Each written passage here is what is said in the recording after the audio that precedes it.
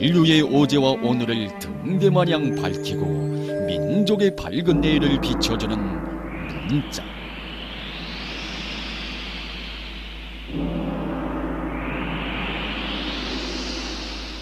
그 장고한 역사 속에 날로 눈부신 빛을 뿌리는 하나의 민족 문자가 있으니 그것이 바로 슬기로운 우리 인민이 창조한 훈민정음입니다.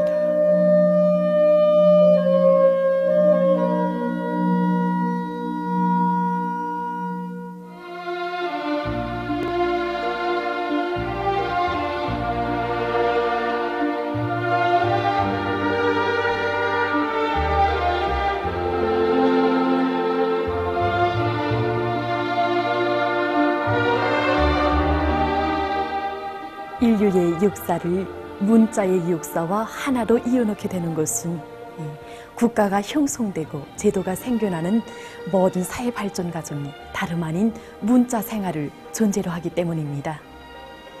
민족의 역사도 마찬가지입니다. 오늘날 매개 나라의 언어는 오랜 민족 문화와 전통의 바탕으로 돼서 민족적 자부심을 가지게 하는 데서 중요한 역할을 하고 있는데, 민족어에 대한 이러한 감정은 남달리 순환에 찬 역사의 풍운 속에서 자기의 말과 구를 지켜낸 우리 인민에게 있어 더욱 소중한 것으로 자리 잡고 있습니다. 그래서 이 시간부터 우리 글자 훈민정음의 역사를 통해 민족의 어제와 오늘을 더듬어 보려고 합니다.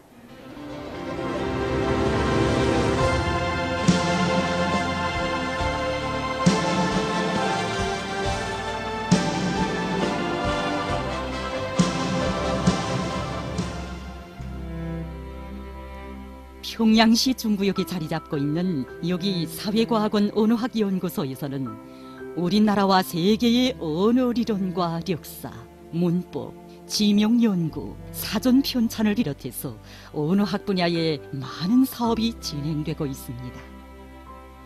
얼핏 생각하면 자그마한 세계인 듯하지만 대단히 넓은 범위를 포괄하고 있는 언어. 그 신비한 세계를 전문하는 사회과학원 연구사 선생들의 얘기를 통해서 우리는 문자에 대해서, 훈민정음에 대해서 역사적으로, 학술적으로 보다 깊이 있게 파헤쳐 볼 수 있었습니다. 말소리가 아름답고 어휘가 풍부하며 또 내관계를 정확히 나타낼 수 있는 우리말을 글로 적는 것이 바로 우리 글자입니다.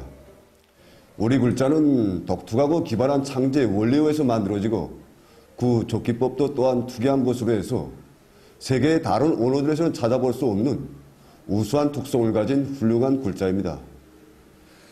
우리 글자에 대한 역사는 바로 이러한 우수성을 인식하는 것부터 시작하여야 한다고 봅니다. 훈민정음에 대해서 지나간 어젯날의 우리 글자이거나 옛 역사책의 이름으로 알고 있는 사람들이 있다면 다시 한번 잘 인식해야 할 것입니다. 훈민정음은 현재 우리가 쓰고 있는 글자의 기초이며, 이로부터 훈민정음이란 말은 지금도 우리 민족 문자를 상징하는 이름으로 되고 있습니다. 훈민정음을 정음 또는 언문이라고도 불렀는데, 정음은 주로 문인들이 이용한 학술적인 이름이었고, 언문은 인민들이 일상적으로 부른 이름이었습니다. 그럼 우수한 우리의 민족 문자 훈민정음이 역사의 어느 시기에 어떻게 창조됐는가에 대해 먼저 보기로 합시다. 우리나라 중세 역사에서 과학과 문화가 크게 진보한 시기를 꼽으라면 아마도 사람들은 15세기를 떠올릴 것입니다. 그 시기 대표적인 임금은 조선 봉건 왕조 제4대 왕 세종이었습니다. 어릴 때부터 성품이 바르고 총명하여 책 읽기를 즐겼던 세종은 집권 기간 풍부한 학문 지식으로 적지 않은 공적을 이루게 했습니다. 그는 신분 제도를 초월한 적극적인 문화 장려 정책을 실시했으며, 그 과정에 세계에서 제일 처음으로 추구기를 만들고 우수한 우리 민족 문자인 훈민정음을 창제했습니다. 훈민정음이라는 말은 백성을 가르치는 바른 소리, 바른 글자라는 뜻인데 우리 글자 이름을 이렇게 달게 된 데는 까닭이 있습니다. 아시는 것처럼 우리 민족은 하나이고 예로부터 백성이나 양반도 다 같은 말을 써왔습니다. 그러나 우리 민족 글자가 창제되기 오래전부터 일반 백성들은 어렵고 복잡한 글자 생활에 참가할 수 없었던 탓으로 누구나 다 알기 쉽게 배울 수 있는 글자를 만드는 요구가 제기됐던 것입니다.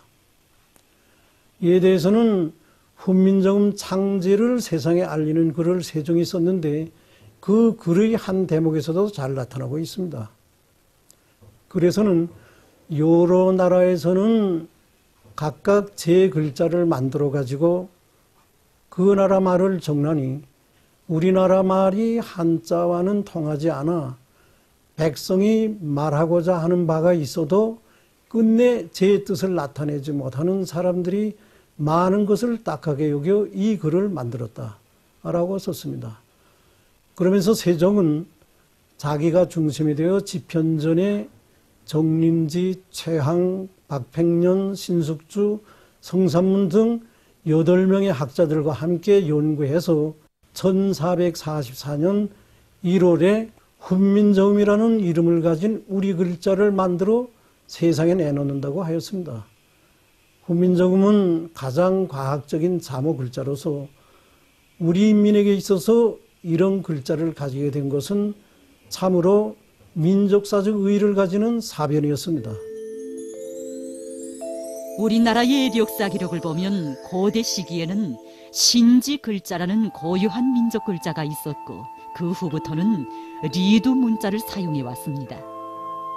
리찰 또는 리소라고도 부른 리두 문자는 한자의 뜻과 의미를 비롯 조선말을 표기한 문자로서 말 그대로 관리들이 많이 사용했으며 일반 백성들은 배우기 어려운 교람을 안고 있었습니다.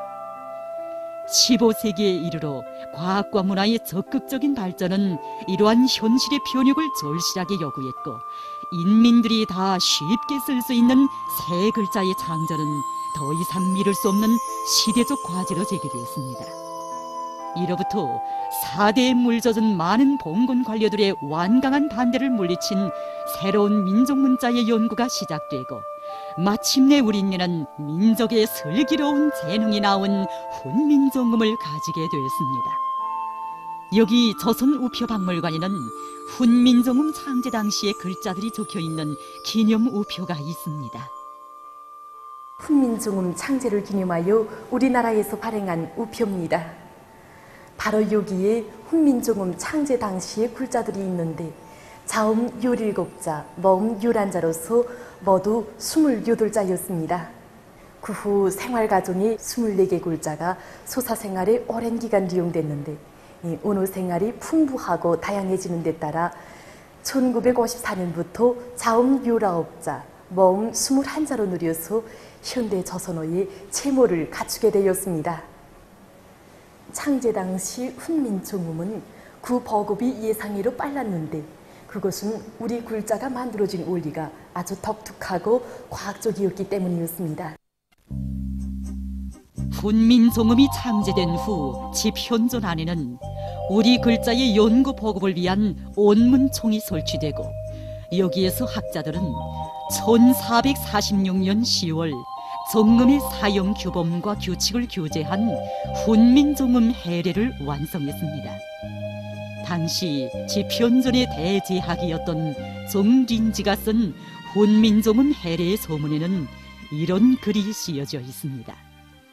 28자로 글로 바뀜이 무궁무진하며 간단하고도 여긴하며 정묘하고도 두루 동한다.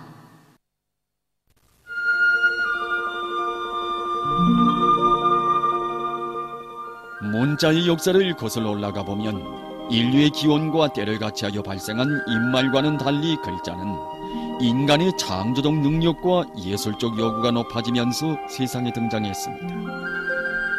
인간은 사회가 발전함에 따라 인말의 시공간적 제한성을 인식하면서 자기의 사상과 감정을 전달하기 위한 보다 적극적인 수단을 찾게 됐고 그 과정에 인류 최초의 서사수단인 그린 글자를 발명했습니다.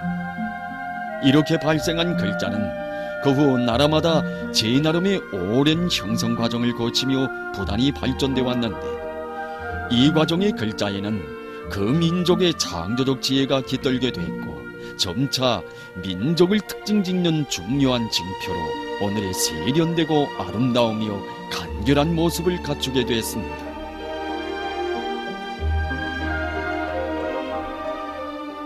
일반적으로 글자의 육사적 발전 단계는 그림 글자, 상용 문자, 표의 문자, 음절 문자를 거쳐 자모 글자에 이른 것으로 보고 있습니다. 사물의 모양을 그림을 그려 전달한 인류의 첫 미완성 글자가 바로 그림 글자였고 그것이 추상화되고 도식화되어 문자 형태를 갖춘 것이 상형 문자였습니다. 그 후 인간의 사고 능력이 점차 높아지면서 일명 뜻 글자라고 하는 표의 문자 형태들이 창조되어 문자 생활이 본격적인 시대를 열어놓았고 그것이 음절 문자로 더 발전하였습니다. 우리 민족이 창제한 훈민정음은 아시다시피 가장 발전된 자모 글자입니다. 자모 글자는 현재 세계적으로 많이 쓰이고 있는데 우리 글자의 창제 원리는 세계 그 어느 나라의 자모 글자에서도 찾아볼 수 없는 아주 독특한 것입니다. 이로부터 훈민정음은 오늘까지도 세계 언어학계의 주목을 끌고 있습니다. 이 책은 훈민정음을 전문적으로 연구한 러시아의 학자 꼰제비치가 쓴 저서입니다. 우리 글자의 역사를 취급하여 1979년에 발행한 이 도서에는 훈민정음의 독특한 창제 원리와 그 발전 과정이 상세히 언급되어 있습니다.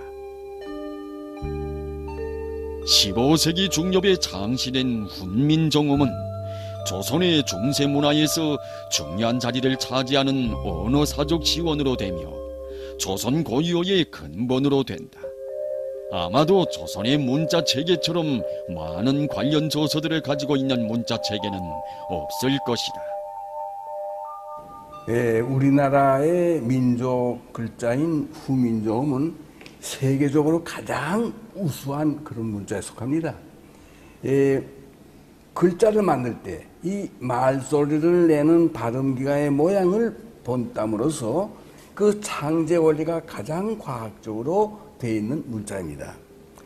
이제 구체적으로 제가 설명을 해드리면은 그는 그 혀뿌리가 목구멍을 막는 모양을 따서 그로 했습니다. 그리고 느는 혀 끝이 또 입천자의 모양에 닿는 모양을 따서 느로 했고 무는 입의 모양을 따서 무로 하고 스는 이의 모양 그리고 이건 목구멍의 모양을 땄습니다. 이렇게 이제 기본 글자를 만든 다음에 그 다음에 이제 그에다가 핵을 더해서 크가 나오고 느에다 핵을 더해서 드가 나오고 또 트가 나오고 무에다가 핵을 더해서 두프가 나오고 이런 식으로 이제 초성자를 만들고 또 모음자인 경우에 하늘, 땅, 사람 해서 이것이 배합이 돼서 아야, 어요 이런 식으로 만들어졌습니다. 그렇기 때문에 이 원리에서 만들어진 후민정음 28자 이것은 세계적으로 그 창제 원리가 가장 독특하고 과학적인 문자다. 이렇게 우리가 자랑을 할 수 있습니다. 유네스코에서 그 세계적으로 존재하는 한 2,900여 개의 문자를 가져다 놓고 그 중에서 이제 문맹 퇴치 사업에 어느 문자가 가장 적합한가 하는 이런 연구 사업을 진행한 적이 있습니다. 거기서 그들이 내린 결론이 조선 문자 훈민정음이 최고라는 그런 결론을 내렸습니다. 영국의 옥스퍼드 대학이라고 하면 그 대학의 수백 년의 역사와 또 교육 수준으로 해서 세계에 널리 알려진 대학입니다. 특히 이 대학은 자기네가 그 언어학 연구 분야에서는 세계에서 최고라고 자부하고 있습니다. 근데 바로 이런 대학에서 이제 세계 문자들을 가져다 놓고 그 합리성, 독창성, 실용성을 기준으로 해서 어느 문자가 제일 우수한가 하는 그런 평가 사업을 해봤습니다. 거기서 그들이 내린 결론이 조선 문자가 단연 1등이라고 이렇게 이제 결론을 내렸댔습니다. 한 번은 제가 이 유네스코 관계로 일본 오사카에 출장을 갔다가 거기 있는 그 세계 민족 박물관에 가본 적이 있습니다. 이제 거기에는 그 이제 세계 여러 나라 문자들을 이렇게 다 전시해 놨는데 그 중에서 유독 그 조선 문자 밑에다만 세계에서 가장 과학적인 문자라는 이런 설명을 달아놨습니다. 한 번은 이제 프랑스에서 이제 세계 언어학자들이 그 학술 토론회가 있었습니다. 그 토론회에서는 그 영국의 한 유명한 언어학자가 말하기를 그 조선 글자는 발음 기간을 형상해서 글자를 만든 것도 독특하지만 기본 글자에 핵을 더하는 방법으로 그 음성학적인 동일 계열이 글자를 파생해낸 방법은 그야말로 기발한 착상이다. 이렇게 말했습니다. 조선 민족 문자의 이러한 창제 원리는 훈민정음 원본을 간수하고 있던 한 사람에 의해 1940년에야 세상에 알려졌습니다. 16세기경에 이미 조선에는 정교한 글자가 있었다는 어느 한 나라의 역사 기록이 전해진 때로부터 많은 학자들은 우리 글자에 대한 연구를 거듭해왔습니다. 그러나 독특한 조선 글자의 원리는 서사 생활에 이용된 지 수백 년이 지나도록 여전히 학계의 미해명으로 남아 있었습니다. 그러던 것이 이 책의 발굴과 함께 마침내 우리 글자의 창제 원리가 밝혀짐으로써 조선 글자는 창제 시기와 창제자가 명확한 세계의 유일한 언어로 인류 문화사에 한 페이지를 새기게 됐습니다. 슬기로운 사람은 하루아침을 다 하지 않아도 깨우치고 어리석은 사람이라도 열흘이면 넉넉히 배울 수 있다.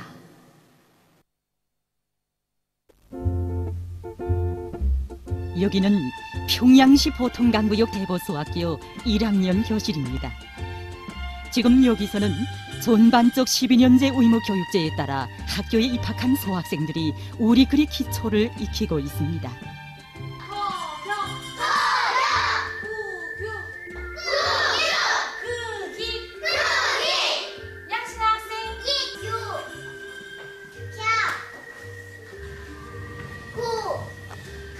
네, 잘 읽었습니다.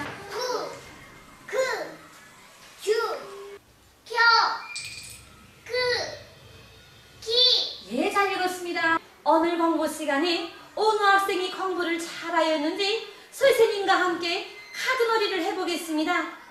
선생님이 나누어주는 카드를 보면서 자음과 모음을 맞추어서 알맞는 글자를 만들겠습니다.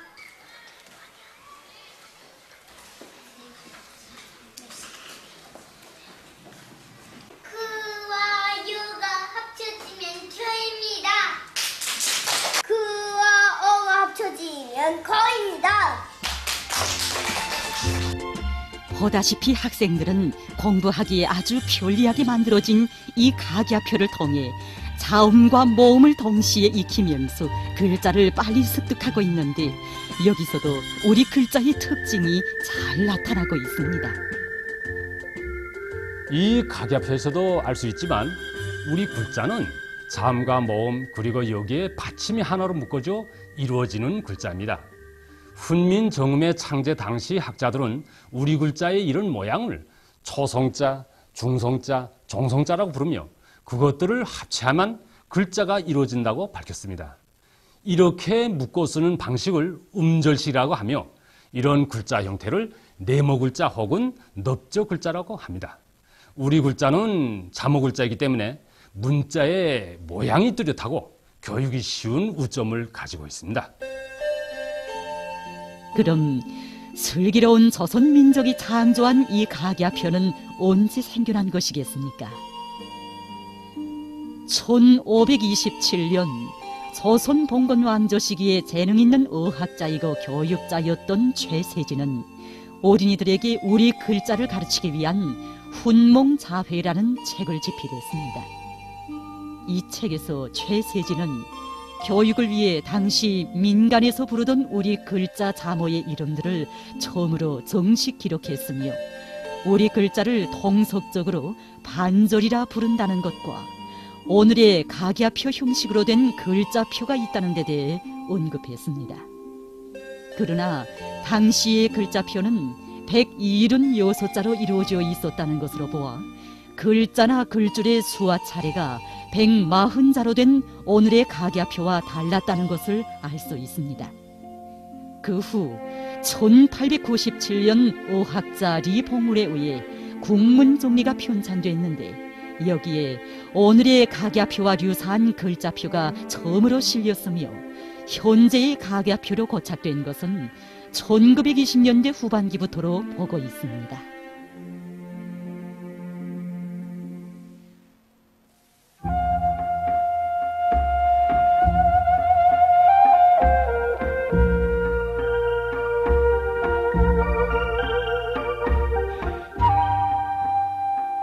지난날 봉건의 뿌리 깊은 질곡으로 소당문 앞에는 가볼 엄두조차 낼 수 없었던 우리 여성들은 배울 기회를 많이 가질 수 없었습니다.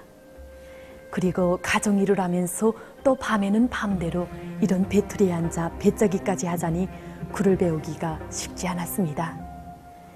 그런 속에서도 짬짬이 종음을 익혀 편지도 쓰고 시와 노래도 지었는데 이렇게 여성들이 가정일에 바쁜 육아에도 쉽게 익힐 수 있은 것이 바로 우리 글자였습니다. 이런 의미에서 보면 수백 년 세월을 두고 우리 글자가 인민의 생활 속에 깊이 뿌리내려 자기의 본태를 변함없이 계승해 올 수 있은 데는 정음을 가장 많이 사용한 우리 여성들의 역할도 적지 않게 깃들어 있다고 말할 수 있습니다. 이처럼 배우기 쉽고 편리할 뿐만 아니라 우리 글자에는 다른 글자에는 없는 또 하나의 특징이 있습니다. 비록 바람소리, 하계 울음, 달기 울음과 개 짖는 소리라도 모두 가히 쓸 수 있다.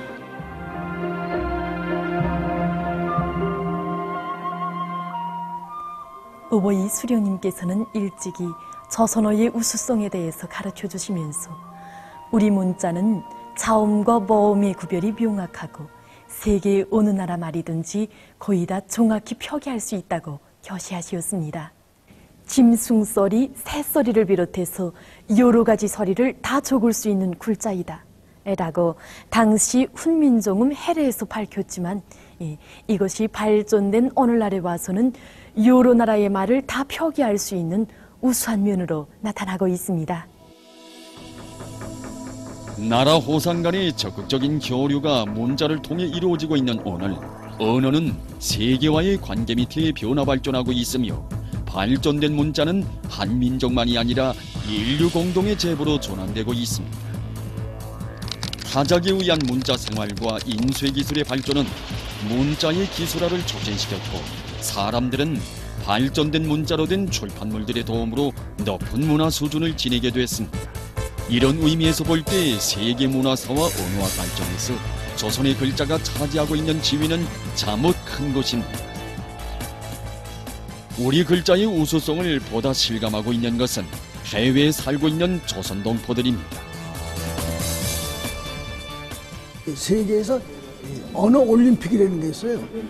언어 올림픽. 거기에서 항상 우리 조선말이 1등을 합니다. 그리고 우리 훈민정음이 그렇게 지금 얘기한 대로 잘 돼 있기 때문에 유엔에서 그 미개 국가들, 언어 없는 나라들, 글 없는 나라, 언어는 있는데 글 없는 나라들에 대해서 훈민정음을 보급을 시킵니다. 세계에서 가장 훌륭한 언어가 될 수 있고 글이 될 수 있는 것은 훈민정음의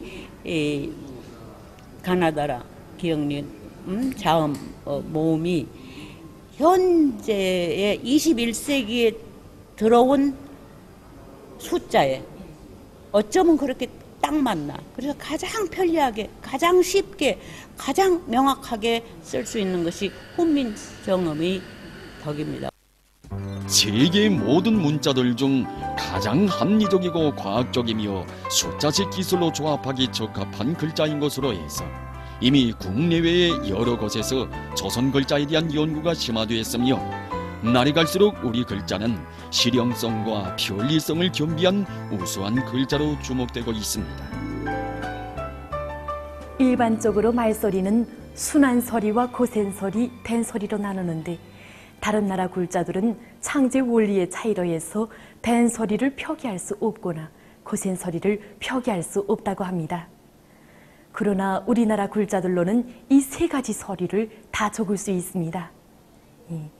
전문가들의 말에 의하면 조선어 자모를 조합하면 1172자의 글자가 만들어지는데 이 글자들로는 그 어떤 소리든지 자유롭게 표기할 수 있다고 합니다.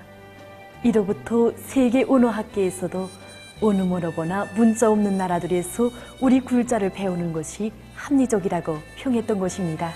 20세기 훌륭한 발명품인 컴퓨터가 도입되면서 비약적인 발전을 맞이한 인류의 문자 생활에는 새로운 시대의 언어 영역이 생겨나게 됐는데 그것이 바로 정보 언어의 세계였습니다. 보다 과학적인 문자를 식별해내는 고도로 발전된 이 세계에서도 우리 글자는 자기의 면모를 뚜렷이 과시했습니다.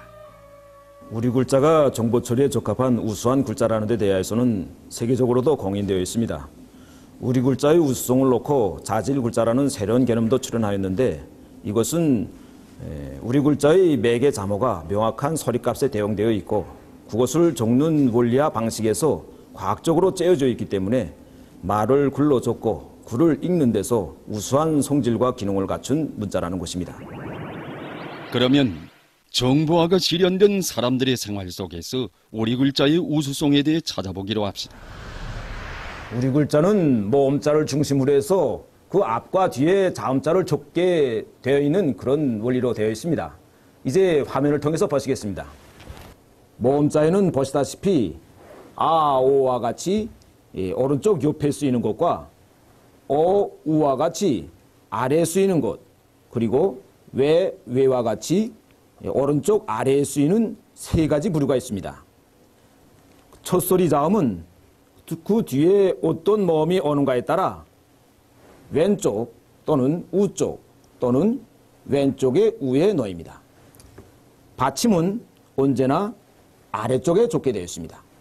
이렇게 우리 글자는 글을 적는 원리가 명백하고 또 도형적으로 아주 세련되어 있기 때문에 언제나 옳은 글자가 만들어질 수 있게 프로그램적인 보장이 가능하고 또 다양한 글자체를 만들어 쓸 수 있는 이런 아주 좋은 측면을 가지고 있는 것입니다. 컴퓨터에서 지금 우리가 쓰고 있는 우리글 입력체계는 된 소리를 제외한 14개의 자음과 12개의 모음을 좌우로 갈라 건반에 배열했으며 나머지 자모들은 연관되는 자음이나 모음을 결합해서 입력하게 돼 있습니다. 이것은 10개로 된 숫자판을 이용해서 글자를 입력하는 손조나기의 경우도 마찬가지입니다. 손조나기 숫자판은 보시다시피 10개로 되어 있습니다.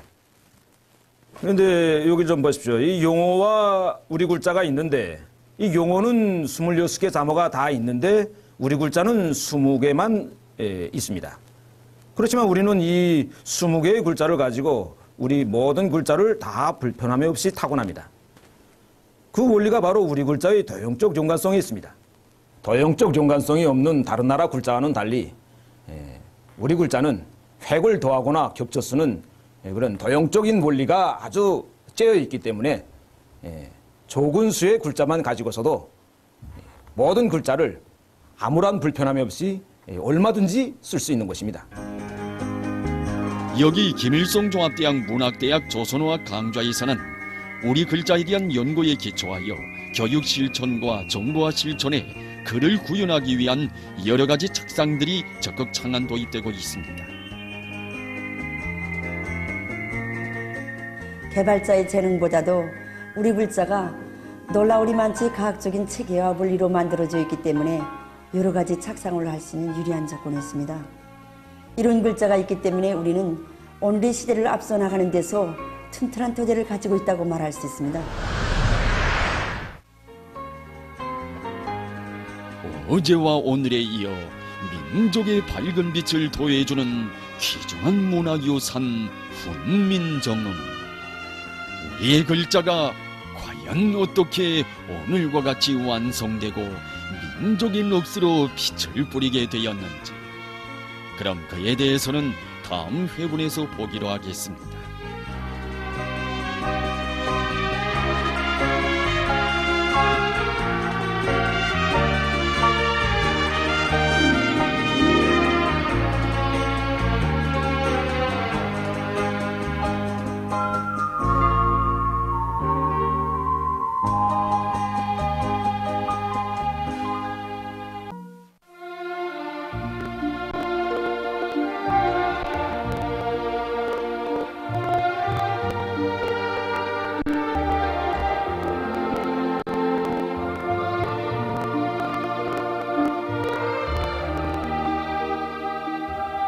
세상을 둘러보면 한 나라 안에서도 서로 다른 언어가 존재하고 또 고유한 자기의 민족어를 가지지 못해 다른 나라의 말과 글을 쓰고 있는 나라들도 적지 않습니다. 그러나 우리 조선 민족은 언어도 하나, 문화도 하나라는 노래의 가사에도 있지만 유구한 세월 단일 민족의 혈통을 변함없이 지켜오고 있습니다. 남달리 민족성이 강한 우리 인민의 이러한 바탕에 그 뿌리를 두었기에 우리 글자 훈민정음의 역사도 줄기차게 이어져 올 수 있었습니다.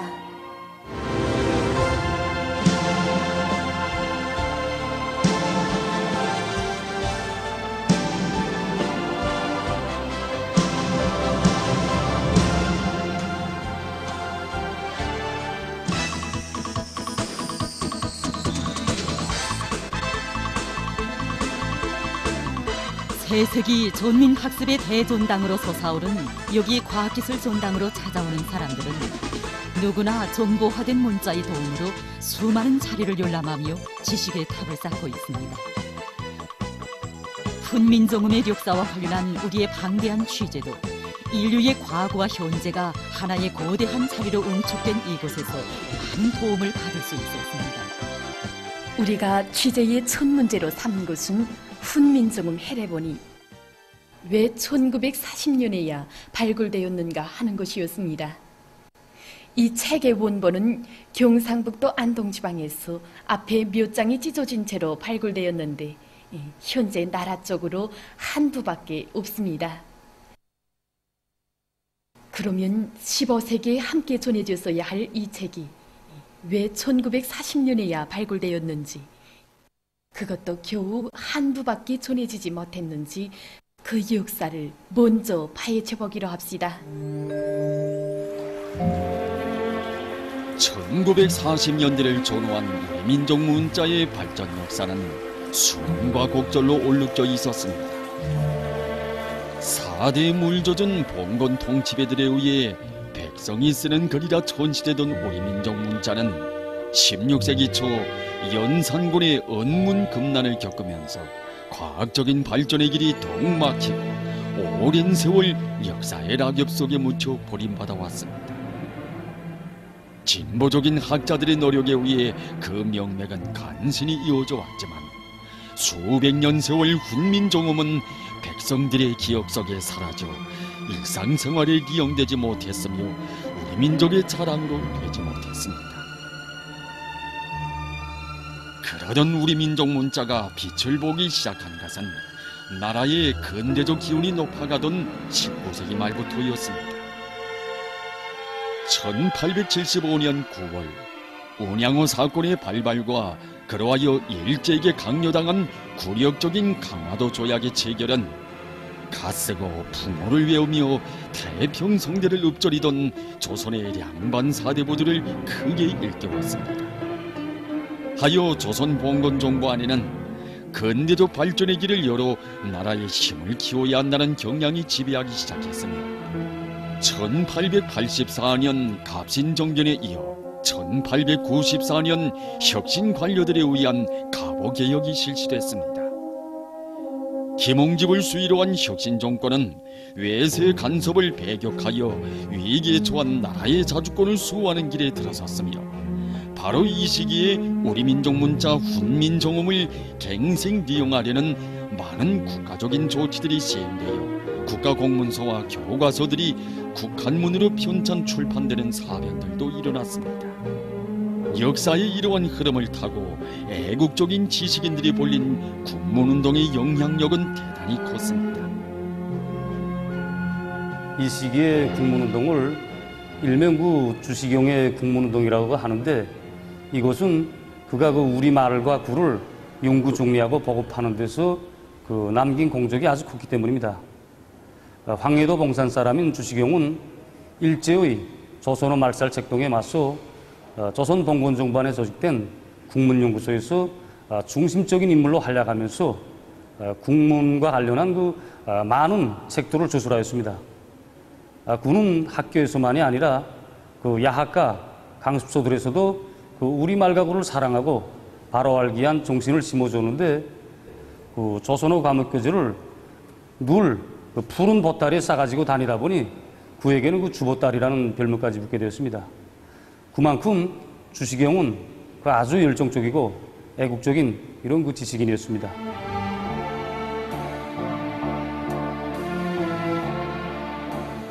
서른여덟의 길지 않은 생애를 깡그리 바쳐 우리 민족의 역사에 뚜렷한 봉우리를 새긴 주시경과 같은 애국적인 지식인들에 의해 인민들의 서사생활에 그나마 리용되던 우리 민족 문자는 일제의 조선 강점으로 하여 피눈물 나는 순환의 역사를 겪지 않으면 안 되게 됐습니다.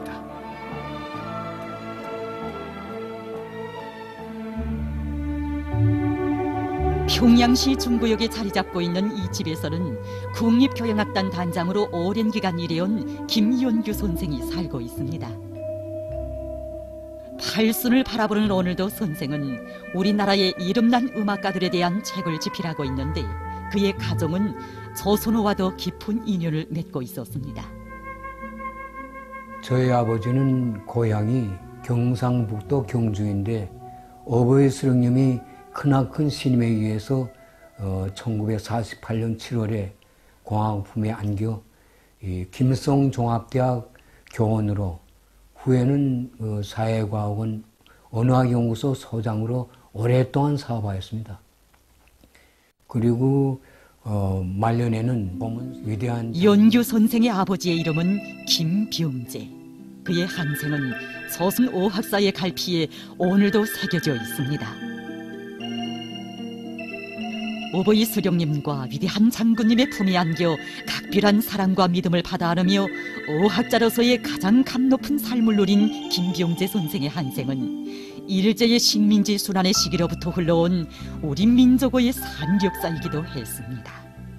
일제 강점 시기에는 조선어학회 성원으로 활동했고, 해방 후에는 남조선에서 우리 말과 글을 연구해 보려고 무진 애를 썼습니다. 그러나 민족의 얼이 살아 숨쉬는 참된 우리 말과 글을 연구해 보려는 그 꿈은 정시 이룰 수 없었습니다. 해방 전 김병재 선생이 망라되었던 조선어학회의 활동사는 만국의 비온 속에서도 조선의 말과 글을 지켜 싸운 애국적인 지식인들의 의로운 장구와 더불어 민족사의 한 페이지를 새기고 있습니다. 지난 세기 초 무력에 의한 위협 공갈과 사기 협잡의 수법으로 조선을 강점한 일제는 조선인민을 다시는 소생할 길 없는 영원한 식민지 노예로 만들 목적으로 조선의 역사와 문화를 짓밟았으며 조선 사람들의 성과 이름마저 빼앗는 극악무도한 행위를 감행했습니다. 식민지 통치의 전기간 우리 민족의 자주정신을 거세 말살하기 위해 온갖 야만적인 행위를 일삼은 일제는 황국 신민화와 내선 일체의 구호 밑에 조선 사람에 대한 동화책 등을 가장 악랄하게 감행했으며, 그 중요한 내용의 하나가 바로 조선인민에게서 민족의 기본 징표를 이루는 조선어를 빼앗고 일본어를 강요한 것이었습니다. 일제는 조선어를 말살하는 것이 조선 사람들이 민족으로서 존재할 수 없게 하는 가장 관건적인 고리로 간주하였습니다. 이로부터 일제는 조선어 교육을 법적으로 금지시키고 일본어를 국어로 선포하였으며 비과학적인 조선어 철자법을 유포시키면서 조선어 말살 책동에 강분하였습니다. 일제가 이처럼 조선어 말살을 집요하게 추구한 것은 강점 초기부터 제놈들이 일본어에 비해 조선어가 대단히 우수하다는 것을 간파한 데도 그 까닭이 있었습니다.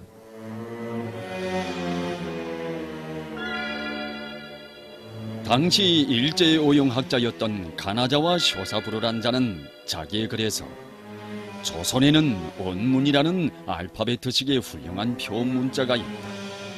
이것들은 아이우에오를 구별하고 여음을 구별하며 이미의 삼내음도 구별하기 때문에 한자음을 비롯하여 가나츠까이는 모두 발음대로로서 조금도 불편이 없다.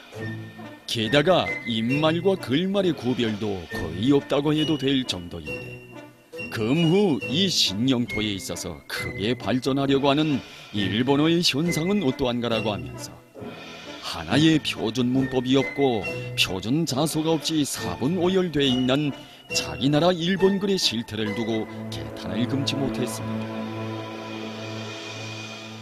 우리 민족의 우성을 어떻게 하나 고세말살하기 위해 일제는 우리의 국호말살 행위도 서슴지 않았습니다. 조선이라는 조자에 해솟는 아침이라는 의미가 담겨진 것을 못마땅하게 여긴 일제는 조선 사람을 선인, 조선어를 선우라고 하면서 악랄하게 내리깎았으며 우리의 영문국호 표기가 제놈들이 영문국호 표기의 뒤에 놓이도록 날조하는 행위도 감행하였습니다. 일제가 내둔 내손 일체의 내손은 단순히 일본과 조선을 의미하는 것이 아니라 그 밑바탕에는 우리 민족에 대한 오만무례한 대조선 식민지관이 깔려 있습니다. 놈들이 이러한 책동에 맞서 당시 조선어학회 성원들은 그 음흉한 속심을 까발킨 굴들을 출판물에 실어 대중을 계몽시켰습니다.